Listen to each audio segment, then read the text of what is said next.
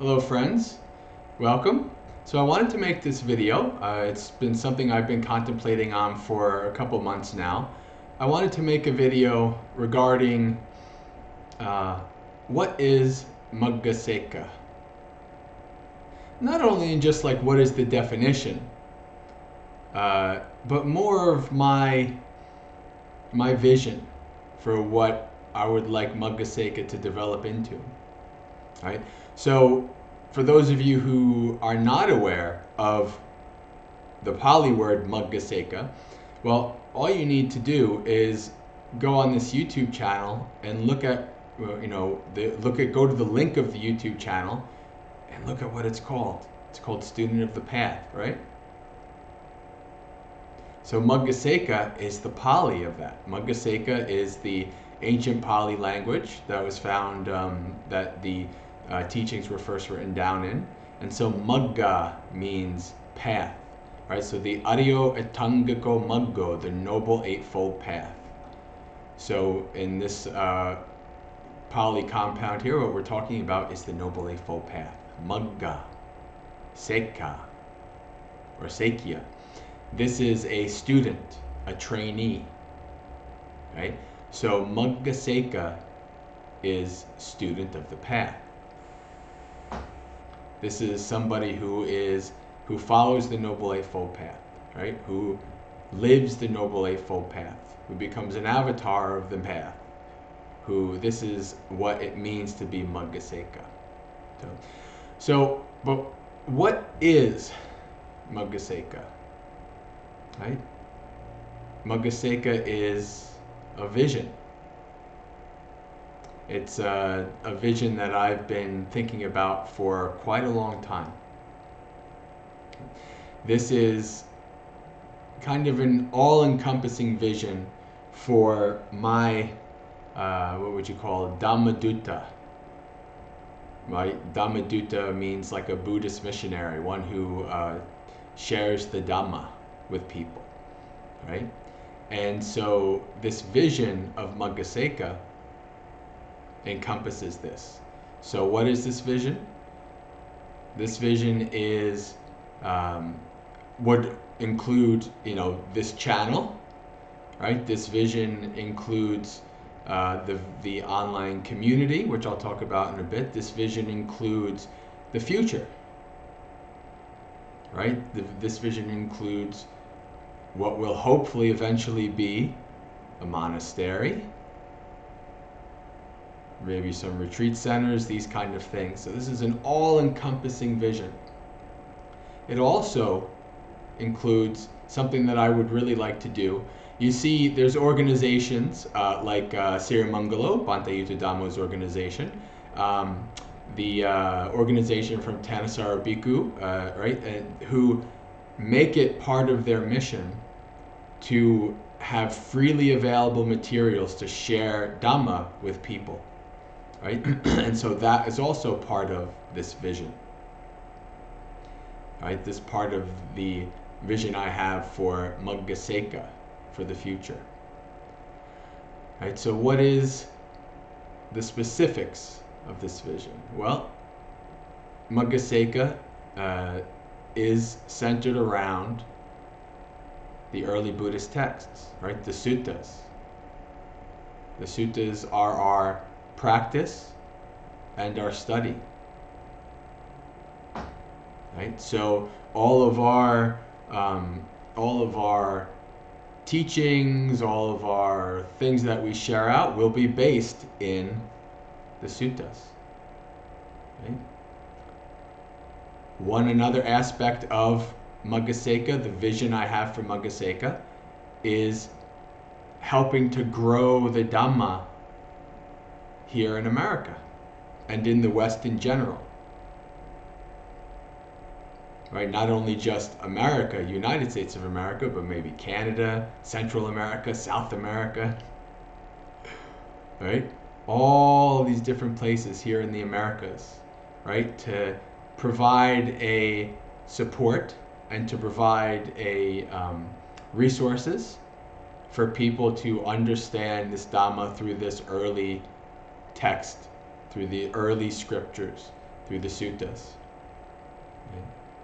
And this is one of Maggasekha's visions, is to bridge the ancient and the modern, right? This is something that if you've been to retreats with me, you know that I really try to show how these suttas, these teachings, these very practical and pragmatic teachings of the Buddha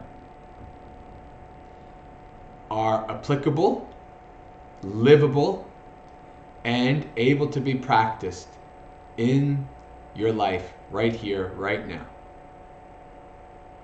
Right? So this is one of the core visions of Maggasekha as a future organization, future 501c3 religious organization, like Bhavana, like, you know, Empty Cloud, like any religious organization, the thousands of churches and Buddhist monasteries and Buddhist temples in America, lots of places, right, are Buddhist, religious Buddhist organizations. So Maggasekha in that regard will be no different.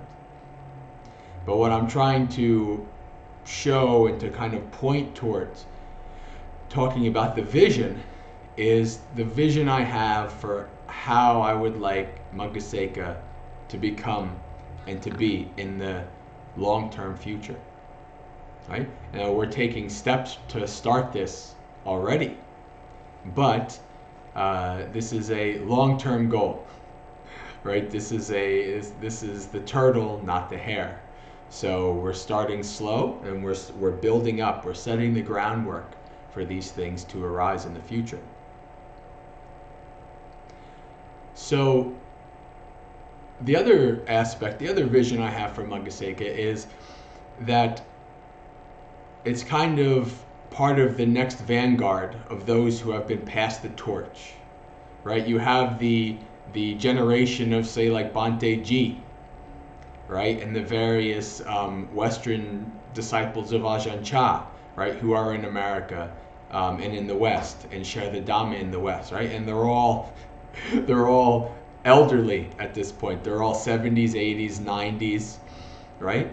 And so I view Maggasekha and myself and the community that will be formed around Maggasekha, you know, hopefully future bhikkhus and bhikkhunis and things like that.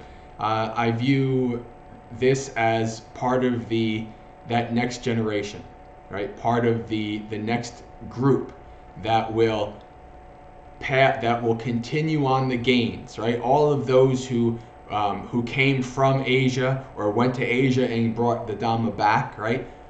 That was the first, like the pioneering generation, the explorer generation, right? To really set the root of Theravada Buddhism in America, right? And now myself as a homegrown Westerner, homegrown American who has become a Buddhist monk and who has basically become in the position of having the baton passed to me, I view it as part of my goal to make sure that this Dhamma spreads and grows in the West, right?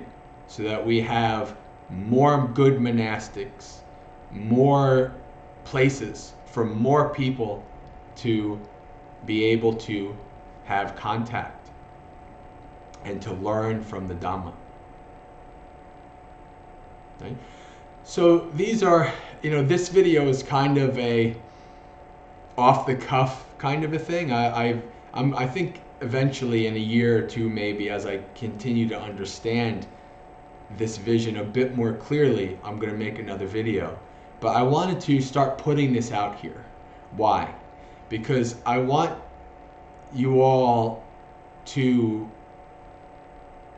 clearly understand, as clearly as I understand it myself, to clearly understand what my vision is for this community, for this organization, right? Based in the early texts, based on the suttas, you know, special mission of helping to grow the Dhamma in the West, right? To be the tip of the spear of the next generation that was passed the baton, right? to bridge the ancient and the modern, right? To bring the pragmatic and practical ancient teachings to modern life in a way that people can understand how applicable they are. So these are just a few things regarding my vision. What about community? Maggasekha is community, right? And this is one thing that I find in the early texts that I don't really, in many ways, kind of see in the world today, right? Buddha is very clear in the suttas that what's important is the fourfold assembly, right? Bhikkhunis and bhikkhus, men and women, lay people, right? These four groups of people, when they are learned, when they practice well, these groups of people as a community that come together, they keep the Dhamma alive. They keep the Dhamma going. Right? So part of my vision for the future in terms of community is to be able to have both Maggasekha bhikkhus, Maggasekha bhikkhunis, right? Maybe not necessarily living on top of each other in one place, that can cause some struggles, but perhaps one large big property and we each all have our own monasteries, secluded monasteries in a public area that we come together with the laity with. But that's for a long way. That's a long way away. But this is important. Talking about community, right? Those of you who are part of the Maggasekha, the Discord Sangha, you know how I really like to foster this sense of Kalyanamitta, this sense of siblingship, of camaraderie, of, right, we're all practicing this together. We all have each other's backs, right? We're all looking out for each other, and we all have the best intentions for each other, right? This is another aspect of Maggasekha that I want to build and to focus on. Much more than just, here's the monastery, and then there's Bhante Jay, he's the abbot, and then everybody, kind of plays their roles and things like that. No. The traditional model, there's lots of good things in that traditional model, but there's lots of stuff in that traditional model that really diverge from what you see in the early texts, right? And in the Vinaya of how things should be. And so I really want to build community, focus on community, right? Of building this community that is practicing together, living the teachings together, following the Arya Pariyesana, the noble quest together, right? So this is part of the community. So we have our online Sangha, the Discord Sangha, right? Which is very successful. Lots and lots of people. We've been going almost 6 years, doing our sutta readings, multiple monastics, a real community, right? That kind of lives together, even though we have people in this community from all over the world, every continent except for Antarctica so far. I'm still waiting for some scientists in Antarctica to become part of our group. But other than that, we have people from all over the world, right? And so this is a wonderful thing, right? And they meditate together, and we read the suttas together, and we share our struggles together, and we share our triumphs together, right? We share the Dhamma together. Ajahn Chah said, one of my favorite quotes from Ajahn Chah is, "There's no suffering like the suffering of a Dhamma practitioner, and there's no joy like the joy of a Dhamma practitioner. Dhamma practitioners are tops." And I agree with him 100%. Right? And so it's an honor for me so far to have been able to build this wonderful community, right? And what I want to do is expand this ethos, this community ethos, out even further, outside of just the Discord Sangha, right? To include, as you know, over the years, as we grow, to include the monasteries and retreat centers and community centers and things like that, right? All centered on Dhamma sharing, right? All centered on being a place where everything will always be free, where there will never be any kind of cost, never any kind of suggestion of any kind of donation, nothing like that. That's part of Maggasekha ethos. I'm very strict on that, and this is how it should always be, right? Always be free for everybody. No matter what political affiliation, no matter what current or previous religious affiliation, no matter sex, race, whatever, it doesn't matter. The Dhamma is for everybody, right? And this is what Maggasekha is about. To be able so that no matter who you are, you can come, share in the Dhamma, and be part of the community, right? The other aspect is shepherding groups. This is something I've thought about a lot. And during my time at Bhavana, the pre-COVID days where I was traveling a lot to share Dhamma with people, most of the places that I shared Dhamma with people at were small groups of lay people, devoid of a monastic or a lay person who kind of wanted to proclaim themselves as a teacher. And they're just they come together, they will invite teachers from outside, to come for the weekend or something like that. That's what I did in 4 or 5 different states, going to different places, just being with these small groups. And by small, I mean 10, 15, 20, sometimes 30 or more. These small groups of people, right? And one of the things that I thought this past Vasa up in the tent was, I should help shepherd these groups. And by this, I don't mean I'm going to go in and take over and say, hey, I'm your teacher. No, this means to encourage them, to provide encouragement, to keep encouraging them to practice, right? To provide them with resources. Right? Not to take over as the leader of the group, not to be the guru of the group or anything like that, but to encourage and help and shepherd those groups, to help them to grow, right? Because in many ways, in all honesty, I see that as the future of Buddhism in America more than brick and mortar places. Because there's hundreds, if not thousands, of these little groups in America, right?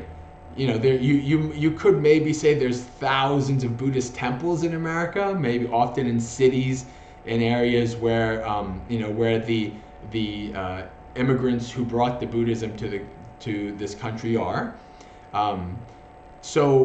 But these groups, I think, really outnumber them. I think there's lots of these groups, and they're just growing. I mean, I started one myself before I became a monk for my county in New Jersey, right? So I'm familiar with these groups, and that's part of the community here. I want to be able to have them view Maggasekha as a resource for them, right? One of many resources. Again, this is not about taking control, right? Or saying, you are now a satellite of Maggasekha. That's not what this is about. But this is something that I see that is needed, right? In at least America. I only know America. I have not taught Dhamma outside of America yet. But at least in America, this is what I see. This almost kind of, what would you call, like Protestant kind of thing, where there's no priests. It's just laity kind of coming together. And I think that we should really encourage those groups and help them. So that's the thing that I want to do in that regard. But to build community, and not only just with laity, not just outside, but to build monastic community. One of the things that I've thought about is, what's more important? Should I be able to be like the big name that goes out and shares Dhamma with everybody? And I already had a glimpse of it, and it's exhausting. And if I ever get bigger than I am now, which is not that big, but even still, it's exhausting. If I get Ajahn Brahm Bhante G level, I'd be totally exhausted, I think. But I thought, what would be most impactful to spreading Dhamma in America? Me being the big name that travels everywhere all the time, or me building up a strong monastic community, right? Strong practitioners, very strong Vinaya practitioners, right? Good, strong bhikkhus and bhikkhunis who can then go out, right? Ajahn Chah style, where he kicks them out and says, go back to your home country and start a place, right? Something like that.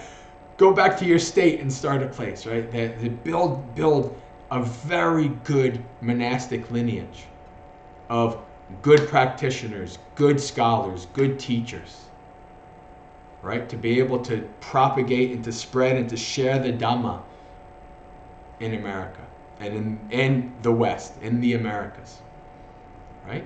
And so that's part of this community as well. That's part of my focus.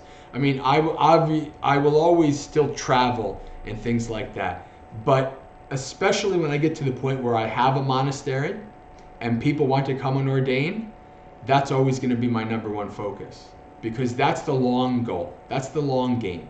The long game is, because I'm 43, right?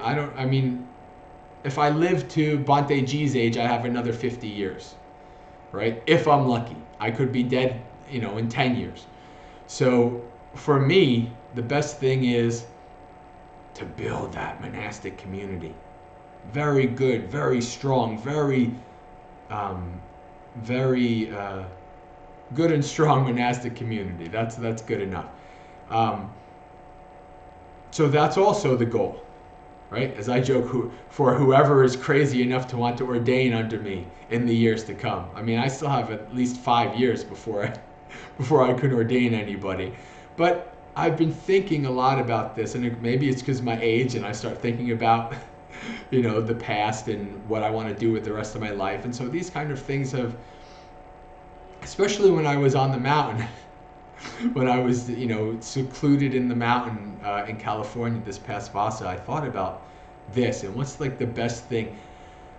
My own enlightenment is number one, right? That's the goal. But the other half of it is, now what do I do to share the Dhamma and help others, right? So there's these two things, right? Because the Buddha is always talking about what is good for you and for others and for both. Not just what's good for you or what's good for others, but what's good for both, right? So this will always be part of my path, right? This Dhamma sharing, right? Being on the YouTube, being on the internet will always be part of my path. I'll take breaks. I'll be away for a couple months or whatever here or there to be secluded.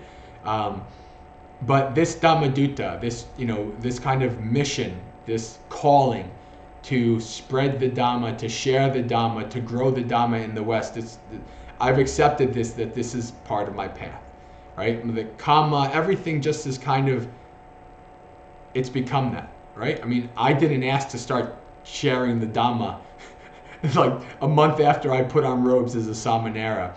I didn't expect that I would start traveling, where I would be getting on a plane or a bus every 3 or 4 weeks to travel somewhere to teach. I did not expect that. I did not plan that, but this is how it's kind of come. As Bhante Analio told me once, that everybody has their own karmic trajectory, right? And so I think about the future, and I think about, well, what can I build? What can I grow? There's this wonderful quote that I love. It says, a wise person plants trees that they know they will never sit under, right? So how much time do I have left? I don't know. Max 50 if I'm lucky.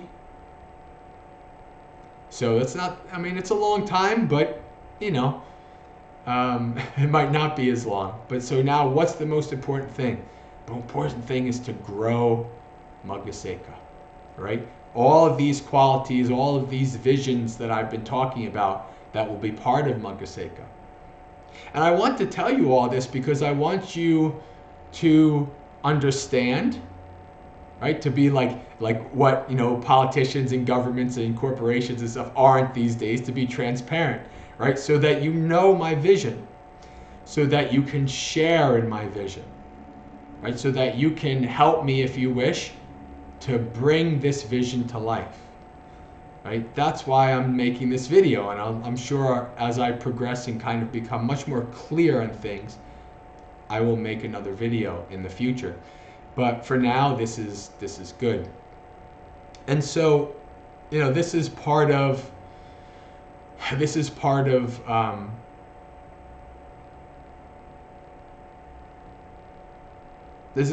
what I'm, where I'm thinking, how I'm moving forward. This is what I'm thinking. And this is the other aspect of this is Colorado, right? And most of you who've been around me for a while, you heard me talk about Colorado, and I'm starting to visit there, starting to make contacts there. And I think because both my intuition and my business sense and all my senses say that Colorado is the place, right? Colorado is the place for me to start have the headquarters of Maggasekha, right? To eventually have the monastery, to have a little city center, like, a little vihara, hopefully to start out, these kind of things, and just build from there. Colorado is centrally located. There's lots of these middle states that people don't really think about, because Buddhism is so focused on the coasts. But I've met many people from the middle, right? And also there's places like, for instance, Texas, where Buddhism is growing. Part of that is because Buddhist immigrants are moving to the middle as well, right, for jobs and different things. And part of that is more people born in America are becoming interested in it. So even in places like Texas, right, New Mexico, places like this, it's growing, right? And Colorado has a decent Buddhist contingent. Now, very few monastics. Most of the Buddhism there is kind of quasi-secular and lay. But I see a lot of opportunity there for an early Buddhist text, monk, and community. So I think that that's going to be the place. I have backups for other places. I don't know if it's really going to work out. But that is also part of my vision, right? I'm 5 Vasa within. By the time I become a Tara, by the time I'm 10 Vasa, I would like to be, the goal, like the 5-year plan, is to be living in Colorado, right? That's the goal, and I'm working on the small steps that will build that. So again, this is also part of my vision, right? And hopefully later down the road, maybe, I went to Bhante Ji once and I said, Bhante Ji, you ever thought of having a Bhavana Society? There's Bhavana Society of West Virginia, Bhavana Society of California, Bhavana Society of such. And he says, we are not expansionists. And I said, well, Bhante, I said, because I want the Dhamma to grow so well in America, I'm an expansionist. So if by the time I die, if there's my disciples have made multiple different monasteries and it's growing like that, like how Ajahn Brahm has done, how the Thai forest has done so well in this country and in the world, right? The Ajahn Chah's lineage, right? That's something I would like to, if I am able to build this and at my deathbed or whatever bed, I can say, yes, I did good, right? I did good. This is good. So, and I guess the last thing that is Maggasekha is Dhamma, right? We are very focused on Dhamma, very focused on the early text, very focused on the Noble Eightfold Path. The Dhamma is our guide in everything that we do. That's why everything will be free. Everything will be in accords with the Dhamma. Right? Everything will be in such a way that I can, have a good conscience and say, this is how the Buddha wants us to be. This is good. Right? This is how it should be. right? Whether it's the organization and sharing Dhamma, it's the monastic aspect of it, whatever it is. This Dhamma, this discipline, the Dhamma and the Vinaya, right, are at the core of this. It's the core of our study, the core of our practice, right? The Noble Eightfold Path, the Noble Quest. This is the core. Dhamma is always the core, right? Sharing Dhamma, doing so as the Buddha has taught us to do in the suttas, in the Vinaya, right? Much of which has been lost. Now this is an important thing. Maggasekha will not be a kind of modern progressive organization, but nor will it be a hardline traditional organization. Right? There are many things from all the various Theravada countries, Sri Lanka, Thailand, Burma, or Myanmar, right? There are many good things that have developed from these countries, right? That we should all have much respect for these countries who have brought Buddhism into the modern era. Much respect, much reverence, and gratitude for these countries. But there are many things in these countries that if you read the Vinaya, if you know Dhamma, you see, well, that's not in there, right? And so some of these things we don't need to take as we build up the Dhamma in the West. Some of these things we should. Some of these things we shouldn't, right? And there are things that, because of the modern era, and because we are developing Buddhism in the West, that shouldn't or can't be that way. That we should update, right? That we should progress further. So that's another part of the ethos of Maggasekha, is this balance of ancient and modern, right? Trying to find the good mix, the good balance. We're not throwing everything out. We're not saying, and I've seen this in some monks, in some organizations, I'm not a big fan of this. Like, we're all new. This is exactly how things should be to our modern Western sensibilities, so this is how it's going to be. I don't believe in such things. I don't think that that really is a skillful, wise way to go, right? Nor do I think, well, you know, I mean, my preceptor is Sri Lankan, so I should always just do exactly what the Sri Lankans do. Or, you know, if I was ordained in Thai forest, it'd be like, well, you know, I'm part of the Thai forest, so I should have to do everything exactly as the Thais do. No. Maggasekha will not be that. Which is why I love how Maggasekha is not connected with any one particular country or tradition. Right? Bhante Ji gave me that gift. Right? That he did not ordain me as a Sri Lankan monk. I'm not ordained as a Thai monk. He said we are Buddhist monks. Right? And if somebody has to kind of group me into a country, then I'm an American monk. Right? But I don't even want to do that kind of, I'm a this monk, I'm a that monk. I'm just a Buddhist monk. That's the best thing.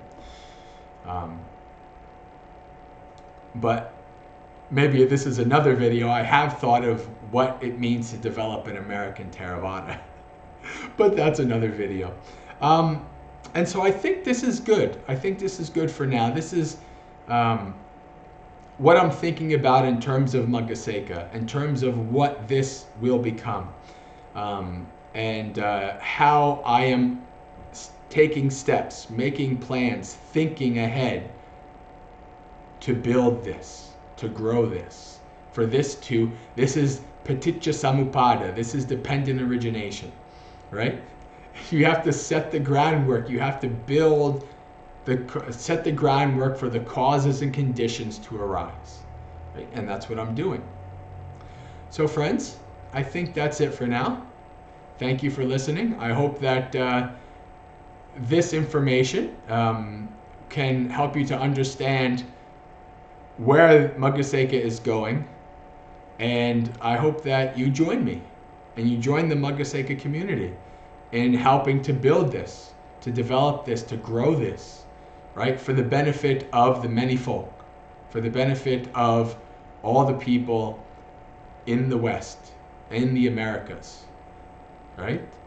And even in Europe and places like that. But since I'm here in the American, the American continent, from Canada all the way down to Argentina, right? For these two continents, because I'm here, that's what I think about the most. And so I hope that you join us in building and developing Maggasekha. Thank you.